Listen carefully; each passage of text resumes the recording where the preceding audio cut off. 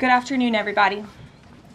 President Trump campaigned on the promise to secure our homeland and deport violent alien criminals from our communities. That is why the American people overwhelmingly reelected him back to this office, and it's why the American people defeated the Democrat Party in devastating fashion. Today, we have officially learned Democrat officials still refuse to accept the will of the American people. Maryland Democrat Senator Chris Van Hollen rushed to Dulles Airport this morning to fly to El Salvador, potentially using taxpayer dollars, to demand the release of deported, illegal, alien Ms-13 terrorists.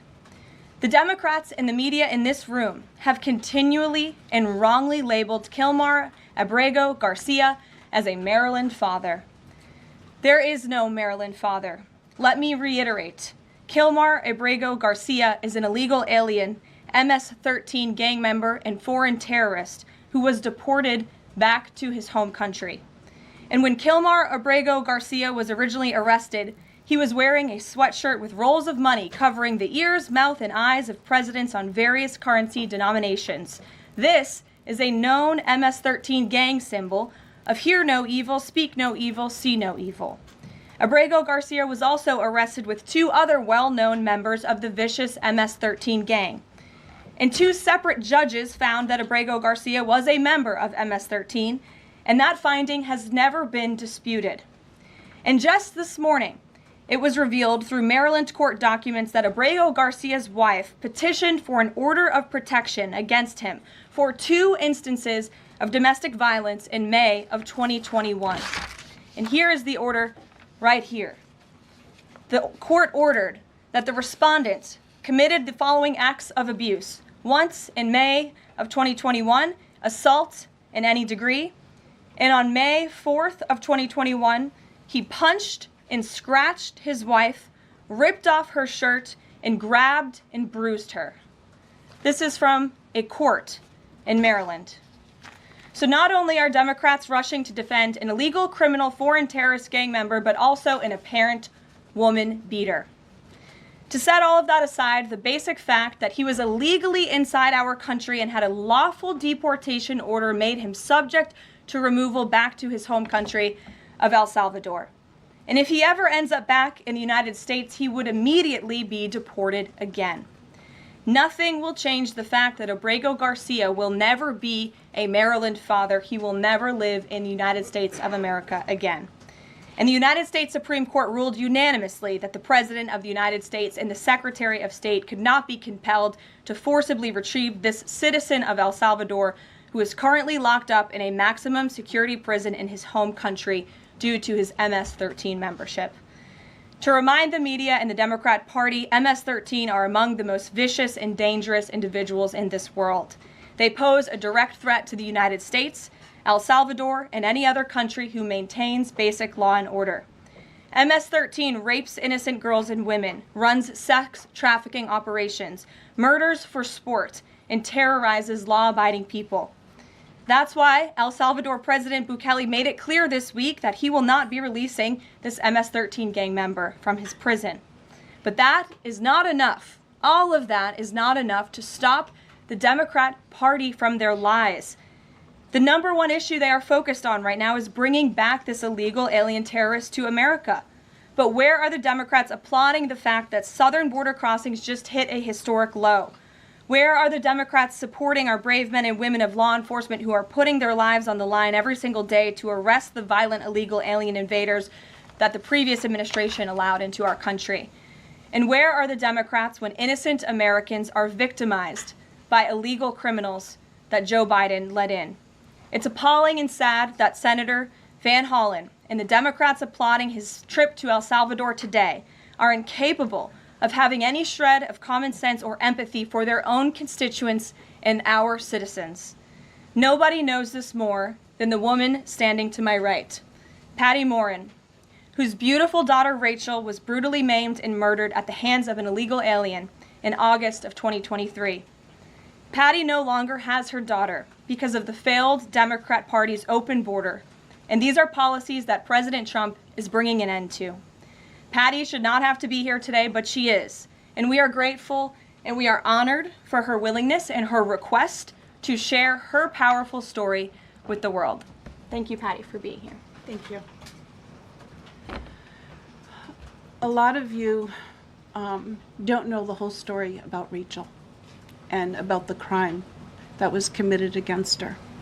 Even us, her family, we didn't know all the details.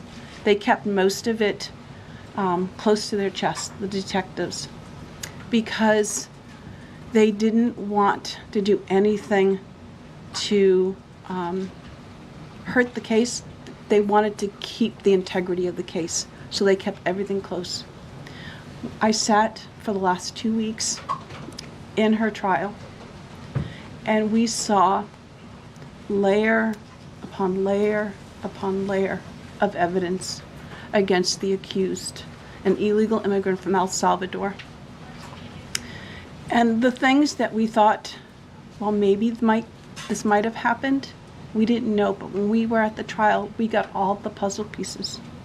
And I want to share some of those things with you. You know that Rachel's a 37-year-old mother. She has 5 children. We've walked the trail for the last 25 years that we've lived in Maryland. It's a safe place for our family. It's where we go to get a little bit of New England, because that's where we're from, New England. When she went on that trail that day, she was not planning on dying. She wasn't planning on walking to her death. She was planning on going to the grocery store with her girls afterwards. Victor Martinez, he waited for her. He waited for her to come closer. He saw her. He saw that there was nobody around. He attacked her. He dragged her 150 feet, blood gushing from her head. It left a 150-foot trail of her blood to the culverts, where he picked her up, he threw her against the wall of the tunnel, and he raped her.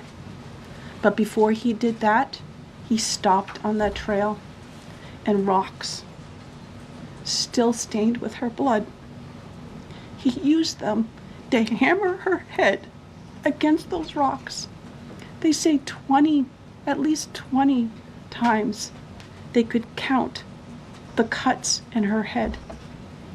They said that when they did the autopsy, and I've seen the pictures, there's a 6-inch square in the back of her head where the skull is shattered the way that you would crush an eggshell in pieces. 3/4 of her brain hemorrhaged. Her right and left side of her face bashed in. Her beautiful face bashed in. Her head bashed in. Broken bones, fractures. He takes and he drags her some more. He drags her through the thorn bushes. She has all the scrapes and cuts on her body. There wasn't 1 inch of her body that didn't have some kind of injury, whether it's bruising, broken bones, contusions, the scratches. She had a fractured rib, fractured nose, fractured skull. And then he takes her into the tunnel and he picks her up. He throws her against the wall. Blood is gushing from her head. Her hair is soaked in blood. And they showed us pictures of her body against the wall, outlined. The blood outlined her body. And you could see where the blood ran down around her as he was raping her. And then he threw her down and raped her some more. And then he strangled her because he didn't want her to be able to live to tell the story.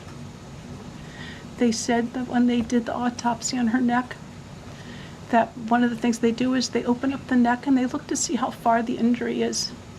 And they went all the way down as far as an injury is possible, hemorrhaging in the muscles, because of how strong and violent the grip was around her. These are the kind of people that have no compulsion. Like, to them, this is nothing. And when he was sitting in the courtroom, he actually looked like he thought he was going to be set free. There was no remorse on his face at all. This person took my daughter so violently and so gruesomely and so graphically that they sealed the pictures, because I don't want my granddaughters to see these pictures. These are the kind of criminals President Trump wants to remove from our country. These are the kind of criminals that we need to remove from our country. We are American citizens. Why should we allow people like this, violent criminals that have no conscience at all, to murder our mothers, our sisters, our daughters? I don't understand why there's even any kind of problem with this. And it's not that it's political, like the left or the right, although I understand different parties have used it in the past. But we have to look at it as we are American citizens. We need to protect our families, our borders, our children. I don't care about politics. Well, I do, but I want to preserve life. And that's the only reason why I have taken and spoken about Rachel all this time. If you're a mother here in the room, can you imagine standing there alive? You're alive, and someone comes and puts their hands into your chest and rips out your heart? That's what it feels like. It feels like a part of you is being ripped out of you. You can't even describe the pain. Just like you can't describe to your husband what it feels like to carry a baby in your womb, or to feel those first kicks, or to know just intuitively if it's a boy or a girl. It's only a thing that a mother knows. Why are we not protecting the American citizens? It's just common sense. Why are we not protecting our children? And to have a senator from Maryland who didn't even acknowledge or barely acknowledged my daughter and the brutal death that she endured, leaving her 5 children without a mother and now a grandbaby without a grandmother, so that he can use my taxpayer money to fly to El Salvador to bring back someone that's not even an American citizen.